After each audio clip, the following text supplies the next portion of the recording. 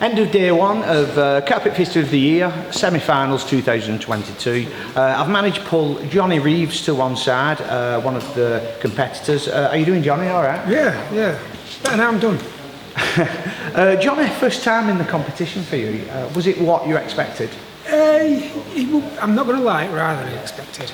Was it? Yeah, I thought it'd be all right, and then pressure gets on, time limits and so on and so forth. Deceiving, innit? It looks easy to do, but when you're actually doing it, it is the pressure, things like that. Yeah, it is, yeah. Johnny, nobody seems to know that much about you. All the other people in the competition, they're like really active on all the social media groups and posting their work up.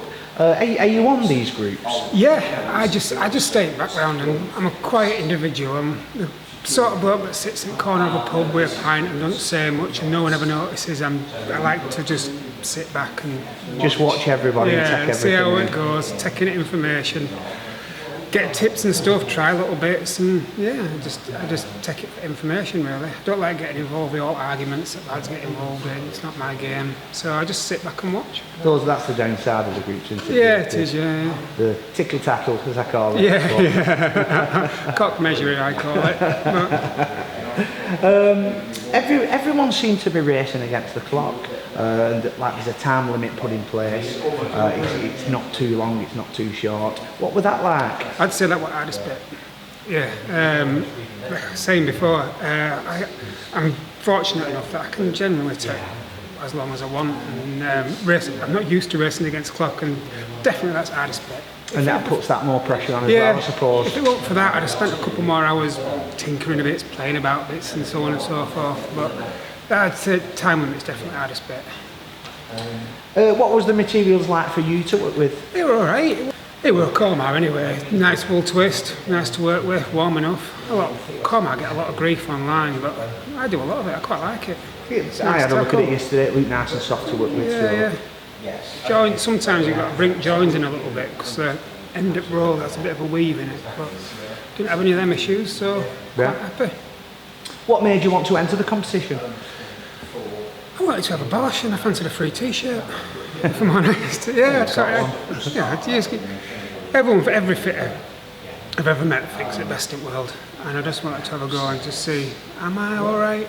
And that was it. Just wanted to see if I could hold my own. I think a lot of people watch this and think it looks easy. It does look a lot easier. It does look easy, and it's, you know what I mean. It's a beer with a straight run of stirs, but and it's rare that you get pit against folk. I mean, I work in a team of lads, so you're always working together. But to be in a line of bears where everyone's trying to do something and you try not to look about, but you look around and it's like, oh, he's a bit further ahead than me, or oh, that's better than mine, or whatever. It's just it's quite a bit of weight on you. It's nice when it's done. The relief's quite good. What floor coverings do you mainly fit? Are you an all-rounder, or do you mainly do carpet or LVT? I think it fits and bursts really. Like at the minute, I'd say for the last 6 months it's been mainly LVT and wood. Last year it was probably 50-50 LVT and carpet. The year before probably more carpet. It just fits and bursts really. You tend to find that LVT is coming more and more apparent. We tend to do a lot more we do primarily new builds and offices, and LVT is just growing and growing for us. What do you think about the likes of training and things like that? Do you receive training? Yeah, I've done floor skills carpets 1, 2 and 3. Ave at floor skills, LVT 1 and 2 at floor skills. If you can learn one thing, it's one thing more that you didn't know. I think it's a good idea. I think anybody who doesn't they cut themselves off and they packs running away. Because everything evolves, doesn't it? Of course it does, yeah. And you get lads that they'll be like, oh, I've been fitting 30 years, I'm brilliant. Well, my mum's been driving longer than Lewis Hamilton, but I'm dare sure winning her worse. That's a good way of looking at it. Well, training's very popular at the minute, and it's a good thing. Yeah. There's not, in my eyes, there's not enough training centres about. No. And because if you're training lads up, you can only train them on what you're coming against. Yeah. So it could be ages before there's something they need to know that you can actually train them on a job. Yeah. But a training centre, you can just have a posh. Like sewing bullnoses, for example. rare as racking horsemen you are that people will actually pay for it. Yeah. So training a lad to do it is quite hard work, but on site, but at a training centre, you can have 2 or 3 boshes, stuff like that. Yeah. It's really, I think it's a good idea. I think anyone who doesn't is letting themselves down. Lastly, how do you think you've gone on? Do you think you've done enough to get through to the finals? I hope so, but wait and see.